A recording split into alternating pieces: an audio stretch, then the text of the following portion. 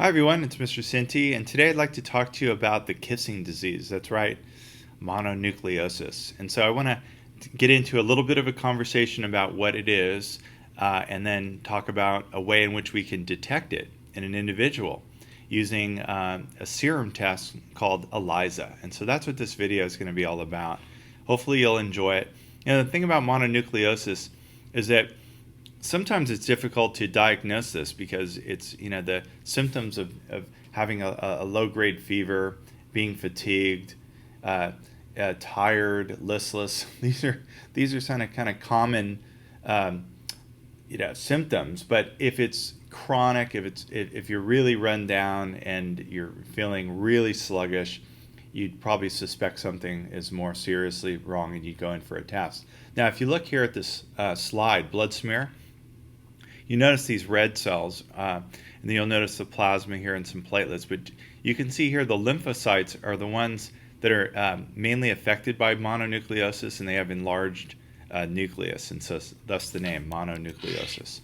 And so transmission, by the very name of this disease, kissing disease, you might recognize the fact that it can be spread through saliva. It's not the most contagious type of virus, though. I'll say that. Sometimes that's overly hyped. But it can be spread through saliva, and so that would mean through kissing or sharing like utensils and from family members if they haven't been washed. Or it could be even something like using the same toothbrush, although I don't think that that's a good idea, just as a as a rule. But anyway, so kissing is the main transmission. So the incubation period, this is the thing, like it'll take a few weeks before symptoms will start to appear. And so sometimes it'll go undetected. It depends. Some people just have different severities of this. And I just wanted to point out, you can look at some of these symptoms here. It can occur in children, sure, but the symptoms are sometimes too mild to sort of detect. It's mainly a disease that's going to affect young adults. And it can happen in adults as well. And it turns out that the majority of adults will have either had mono once in their life or have had it or are immune to it. And so I just wanted to point that out as well. So see, these symptoms are kind of common, but I would have to emphasize swollen lymph nodes are something that I would take more seriously. And so I would go in for a checkup if I had swollen lymph nodes, especially prolonged. And then I'll talk about how it can be diagnosed more thoroughly. And so basically, what are you going to do? Well, since it's a virus, there's really no antibiotic that will destroy it. So you have to sort of just let the symptoms just run. And so it really can't be cured. And the truth is you never really get rid of it either. But the symptoms go away. And so some suggestions are that if you ever get mono, just rest, drink plenty of liquids, and try not to spread it. That would be my advice. Now, as I was saying, the symptoms probably will go away after a month or so, but the virus will remain in your body the rest of your life. And so, the intensity of it will vary between individuals. So it's not anything that's life-threatening. But a blood test can determine it and diagnose whether or not you actually have it. Now, again, you could look at lymphocytes and you might be able to detect it this way, but the particular diagnosis that I want to talk about is looking at your blood serum. So if you went into the physician and they suspected that you had mono, the physician would say, well, you might have this virus, and it's called Epstein Barr virus. And so the way that we're going to look at your blood to see if you have this virus or not is that we're going to use a technique called ELISA. And so you're like, wow, I wonder what this is. Well, it stands for, when there's an acronym, it's usually something big. It stands for enzyme-linked, so immunosorbent assay. So enzyme-linked immunosorbent assay. And it's a clinical at the office, screening of serum. Now, serum is your plasma to detect for antibodies against the Epstein Barr virus. Now, these are transmission electron micrographs of what the virus looks like. Now, there's an easier way to detect it, because if you have mono, let's see if I can illustrate this. If you have mono, then you'll have the antibodies circulating in your blood against Epstein Barr virus. And so what we're going to be looking at in this particular type of ELISA is we're going to be looking whether or not the patient has these antibodies or not. And the thought is, if you have the antibodies, then you have the virus, and then you have mononucleosis. So that's the way this is going to work. So it always begins this way. So blood is taken from the phlebotomist and takes a little bit of your blood sample. Now obviously the blood is red, it's suspension, but if it's spun down in a centrifuge, you'll be able to separate the plasma away from the red cells and the white cells. And so I just wanted to point out something that hopefully all of you are aware of, is that in the plasma, there's all kinds of plasma proteins. So there's all kinds of proteins that are in there. But the proteins that we're considering that are most important in detecting whether or not you have mono or not are antibodies. And so we're looking for immunoglobulins against Epstein Barr virus. This is what we're looking for. If you have that, then you have mono. And so the thing is that makes it a little tricky is that you have all kinds of antibodies. You have a variety of different antibodies. And so how is it that we can determine if you have the exact, oh, there it is, Epstein Barr, like how's that going to work? It's rather clever. So it's going to begin with something called a microtiter plate. You might be familiar with this, maybe you're not. It's basically rows and rows and rows of these little tiny plastic wells, and you can put things in it. And like in this case, we're going to be putting serum, in other words, from the patient into these wells. Now, this can accommodate many patients, and it's kind of cool that way. So microtiter plate. So first thing that we're going to put in the well is, this is a close-up of the Epstein Barr virus. And so what we're going to do is we're going to put some of these envelope proteins in there. Now, you might know them as the antigen. So we're going to use some of these epitomes of the Epstein Barr virus. This is Epstein Barr virus. And so we're going to actually deliberately, we have these, we're going to deliberately place them in some of the microtiter plates. And so let me just go here. Let me go. This is the first thing that we're going to do is pipette, because this is small, the antigen. So we're going to pipette this, the antigen, into the well. Okay? Seems simple enough. And then this is the thing. When we add some of the patients, okay, so this is, let me do this. Let's do a test tube like that. And let me do yellow for the serum like this. So if you have, and I mentioned this before, but I'll just repeat it. If you have mono, then your serum has an antibody for Epstein Barr virus. Okay, so you're possessing this, and this is what we're interested in looking at. So when you add a person's serum to this microtiter well, now of course, and I'll just try to, I won't use a million different colors, but I'll just try to emphasize a few different ones. Let's go blue here. So you have a variety of antibodies.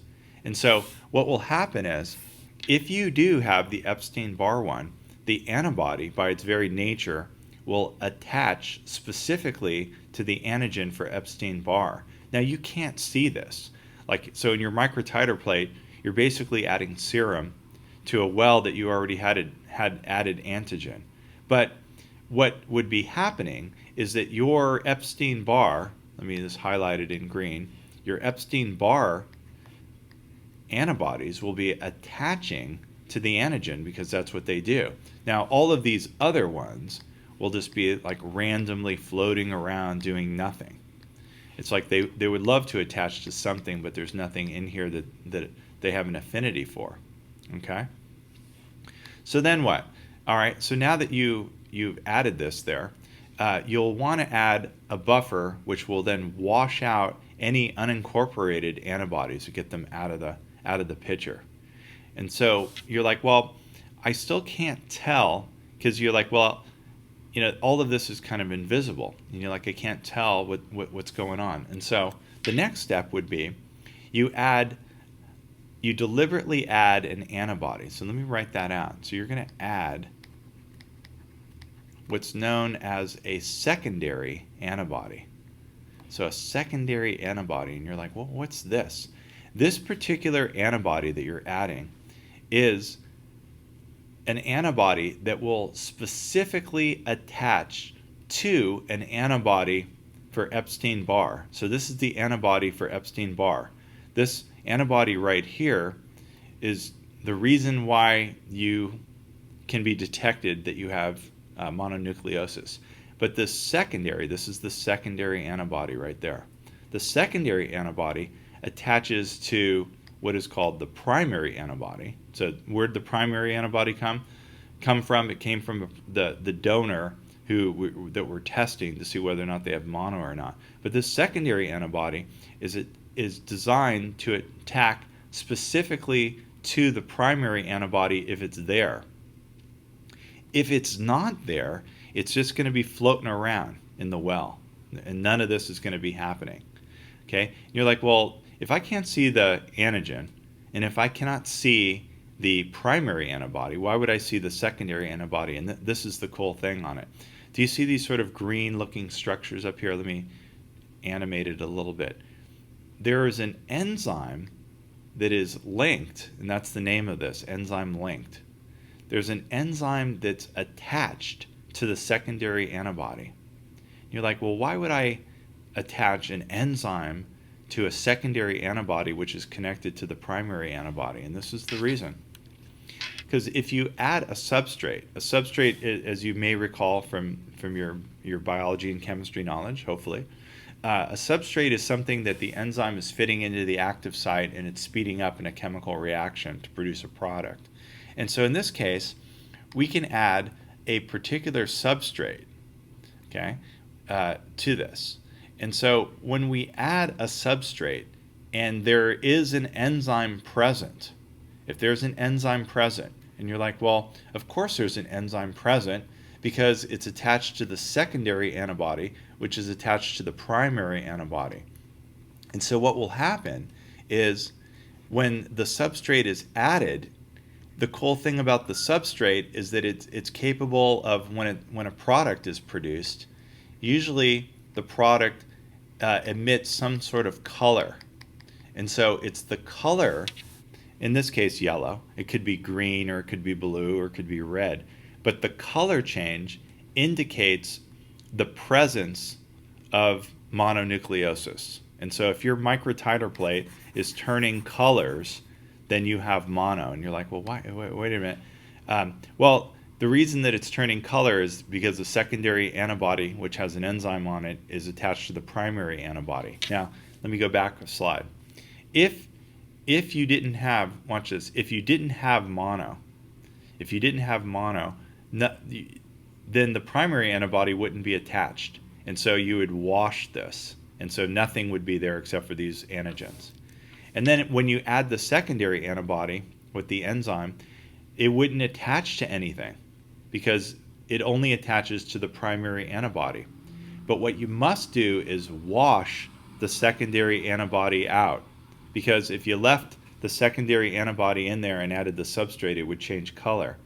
Now, it will not wash out if it's attached to the primary one, which is attached to the antigen. So this is kind of cool. I hope you're enjoying this. So the color change indicates the presence of the antibody, which is an indirect indicator of the fact that you have a virus. And so that could be detected either visually or it could be put into a device that will shoot a laser through it and will screen it and determine the fact that there's a color change.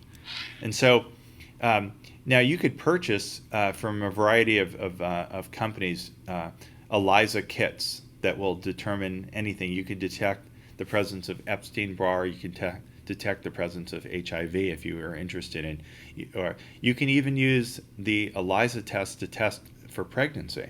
And so this is how we're going to do it. So I'm going to walk you through some of the protocols. So if you have a microtiter plate, you would basically label some of the wells, depends on how many you're going to sample them. So say we're going to label 6 of them across.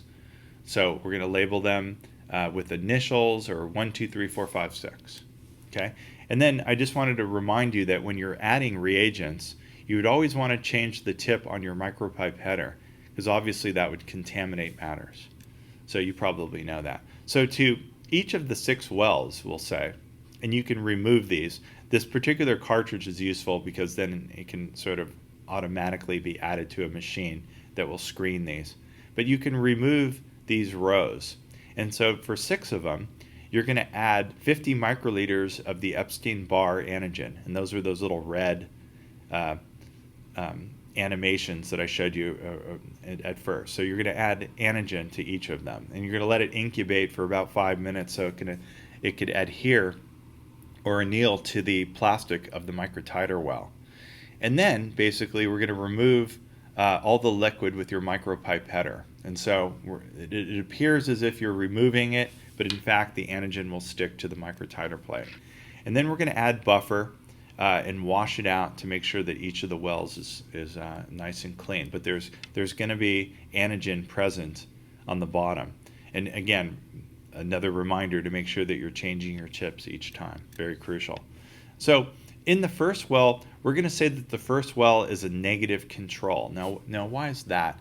Well, we want to make sure that we're not giving a false positive. It's the last thing that you want to do is to tell someone that that they have a disease, especially a lethal one. Epstein Barr is not, but you don't want to be misdiagnosing something like this. So a negative control is going to be, we're just adding buffer to it. So we're not going to add a patient's serum to this. And obviously if we're not adding serum, there's going to be no antibodies at all. And so this is going to never give a color change.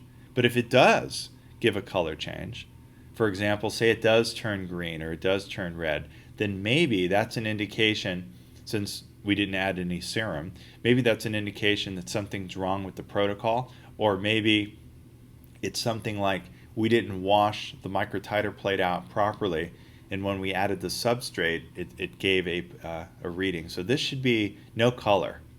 So it's very important to run a negative control for those reasons. And then a positive control is important too. We want to make sure all the reagents are working. We want to make sure that the antigen that we added to each of the wells at first is active and it's working. We want to make sure that the secondary antibody is working. We want to make sure that the substrate's working. So this needs to be there. And so what is in the positive control that we're adding? We're adding an antibody for mononucleosis. And so this is what we're looking for. So that the primary antibody would then attach to the secondary one and it would have a color change. Now here's the question. We don't know if the patients, and so we're going to look at 4 patients just because. They're called donor 1, donor 2, 3, and 4. So it's donor serum 3, donor serum 4. So we're going to be looking at 4 individuals. So hopefully this is clear. So the first well and then the second well is your negative control and your positive control. And those are really important. Okay. And then the next 4, 1, 2, 3, and 4 are basically the patients that we're considering to see if they have mono. So if someone has mono, this is what it might look like. It might look like, okay, obviously this one would be this. And then if I did this, guess what? Which patient has mono? And it would be patient 4. So this person would be having mononucleosis. And so how do we know that this is happening? So to those other samples, we add buffer to the first one, positive control, and then 50 microliters of serum of each of the patients to the following wells. So then we take that microtiter plate, that strip of wells, and we put it in an incubator for about 15 minutes or so. It can work with a little less time, but it's best at 15 minutes, optimal at 37 degrees. It really allows all the antibodies to be able to attach. If you have mono, you want your antibody to attach to the antigen. But if you don't, all of that needs to be washed out. And so again, the next thing you do, it seems weird, you add this and then you wash it with this buffer, and that removes any unincorporated antibody. And so that's important. So you then remove the buffer. And then we want to add what is called the secondary antibody. And you want to add that to all 6 of the wells. Now in the first one, there's nothing in there but buffer, so it's not going to do anything. But in the positive one, obviously the secondary antibody is going to attach to the primary antibody, because that's what the positive control is, primary antibody. Now, if you have mono, this is also going to be happening. The secondary antibody is going to be attaching to the primary antibody. So you want to let that incubate for about 15 minutes as well. And then you want to, again, wash it. So you're going to add or remove the liquid and then wash it out. And so this is very important. Again, I mentioned this, but I'll repeat it. It's important to rinse the microtiter plate off with buffer, because if you don't remove the secondary antibody with the enzyme, you're going to get a positive result. And you're like, well, what happens if the person has mono? Wouldn't rinsing it remove it as well? No, because the secondary antibody is going to be attached to the primary antibody, which is attached to the antigen. And then finally, you want to add 50 microliters of a substrate and then let that incubate at 37 for about 5 minutes. And if there's a color change, and what I mean by color change is something like this, you'll be able to see it rather clearly. When there's a color change, it indicates the presence of the fact that when you added substrate, let me repeat that, when you add the substrate, say in this case blue, it means that the substrate is going to turn blue. So the product is going to be blue. And the only way that this would turn blue is if there's a secondary antibody with the enzyme there. This is the enzyme linked. The only way the secondary antibody would be present in the microtiter tube plate in the well would be as if it's attached to the primary. And the only way the primary one would be there is if you had mono. So this is Epstein Barr antibody. And the only way you'd have that is if it was attached to the antigen for Epstein Barr. That's the virus antigen. So there's a look at the indirect ELISA test, looking at the antibody for detecting mononucleosis. So I hope you enjoyed that, and thanks for watching.